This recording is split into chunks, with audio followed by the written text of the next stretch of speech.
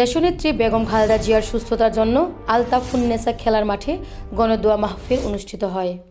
বিস্তারিত জানাচ্ছেন তানসেন আলী মন্টু, জেলা প্রতিনিধি, বগুড়া থেকে। গতকাল সোমবার বাদ আসর বগুড়ার আলতাফুন্নেসা খেলার মাঠে বিএনপি চেয়ারপারসন ও সাবেক প্রধানমন্ত্রী দেশনেত্রী বেগম খালেদা জিয়ার সুস্থতা কামনায় গণদোয়া মাহফিল অনুষ্ঠিত হয়।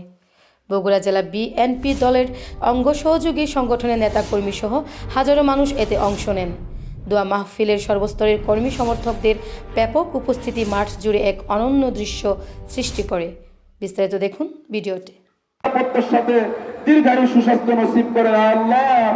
আল্লাহ ওনাকে দুশ্মনী থেকে, হিংসুকের হিংসা থেকে, ষড়যন্ত্রকারী ষড়যন্ত্র থেকে, চক্রান্তকারী চক্রান্ত থেকে আপনি জিয়া পরিবারকে, বিশেষ করে তারেক রহমানকে আপনি স্পেশালি বিশেষভাবে আপনি বিশেষ করে বেগম জিয়াকে সুস্থ করে আপনি আমাদের মাঝে ফিরাই দেন ইয়া আল্লাহ। দেশের জনগণের মুমিল কাফিরিন ফাতির السماوات في الدنيا والآخرة توفني مسلما والحقني بالصالحين। মুসিবত থেকে উদ্ধার করেন, যারা ঋণগ্রস্ত ঋণ পরিশোধ করে আল্লাহ।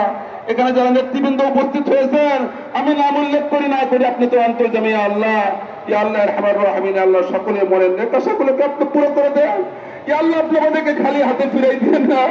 ইয়া আল্লাহ আপনি আমাদেরকে খালি হাতে ফিরাই দিবেন না। আপনার রহমত বরকত থেকে বঞ্চিত করিয়েন না।